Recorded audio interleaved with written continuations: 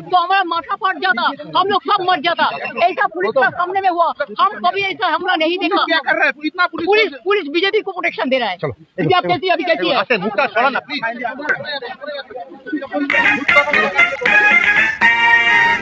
হালি শহরে মমতা বন্দ্যোপাধ্যায়ের গাড়িতে কাদা জুতো ছোড়ার অভিযোগ উঠল। চোর ডাক্তার রানীর স্লোগান। হালি শহরে নিহত তৃণমূল কর্মী বীর্যু কুমারের পরিবারের সঙ্গে দেখা করতে গিয়ে বিক্ষোভের মুখে পড়লেন বাংলার প্রাক্তন মুখ্যমন্ত্রী মমতা বন্দ্যোপাধ্যায়। রবিবার দুপুরে তার গাড়ি লক্ষ্য করে জল ও কাদা ছোড়ার অভিযোগ ওঠে, এমনকি জুতো ছোড়া হয়েছে বলেই দাবি করা হয়েছে। বিক্ষোভকারীদের একাংশকে চোর ডাকাত রানী স্লোগান দিতে শোনা যায়। জানা গিয়েছে শুক্রবার রাতে উত্তর 24 পরগনার কাঁচরাপাড়ার 24 নম্বর ওয়ার্ডের বাসিন্দা বীর্যু কুমারকে পুলিশ গ্রেপ্তার করে। তিনি তৃণমূল কর্মী হিসেবেই পরিচিত। এলাকায় তোলাবাজি ও মারামারির অভিযোগে তাকে গ্রেপ্তার করা হয়েছিল বলেই তদন্তকারীদের দাবি। পরিবারের অভিযোগ, গ্রেপ্তারের পর বীর্যু মেডিকেল পরীক্ষা করা হয়। তার স্ত্রী সন্ধ্যায় জেলে গিয়ে দেখা করেছিলেন এবং তখন তিনি সুস্থ ছিলেন বলেই দাবি পরিবারের আরও অভিযোগ, সকালে হালিশহর থানার পুলিশ কল্যাণী হাসপাতালে বীর্যুর দেহ রেখে চলে যায়। অন্যদিকে পুলিশের দাবি, শুক্রবার ভোররাতে বীর্যুকে লকআপে অসুস্থ অবস্থায় পড়ে থাকতে দেখা যায়। তাকে কল্যাণীর জওহরলাল নেহরু হাসপাতালে নিয়ে যাওয়া হলে চিকিৎসকেরা তাকে মৃত বলে ঘোষণা করেন। তার শরীরের একাধিক জায়গায় বিশেষ করে হাতে পায়ে আঘাতের চিহ্ন রয়েছে বলেও অভিযোগ উঠেছে।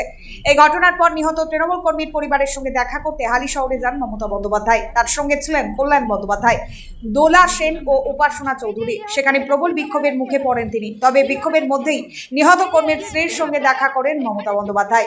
ঘটনায় তীব্র নিন্দা করে মমতা বন্দ্যোপাধ্যায় বলেন, আমরা তীব্র ধিক্কার জানাচ্ছি। তার অভিযোগ, তার গাড়িতে ইট মারা হয়েছে এবং বাংলার পরিস্থিতি নিয়ে তিনি উদ্বেগ প্রকাশ করেন।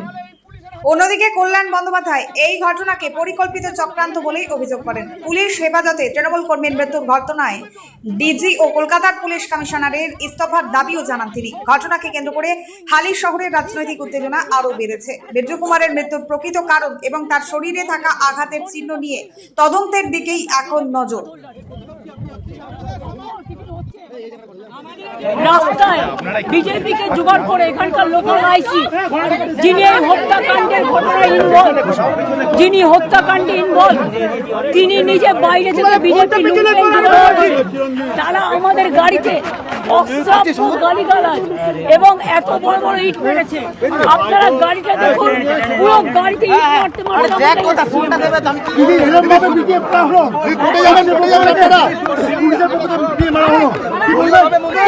নিন্দা করছি, ধিক্কার জানাচ্ছি। তীব্র ভিডিও কপে ডেথ হবার পরেও তারা বাড়িতে এসে ভয় দেখাচ্ছে, কিন্তু আমরা আসবো।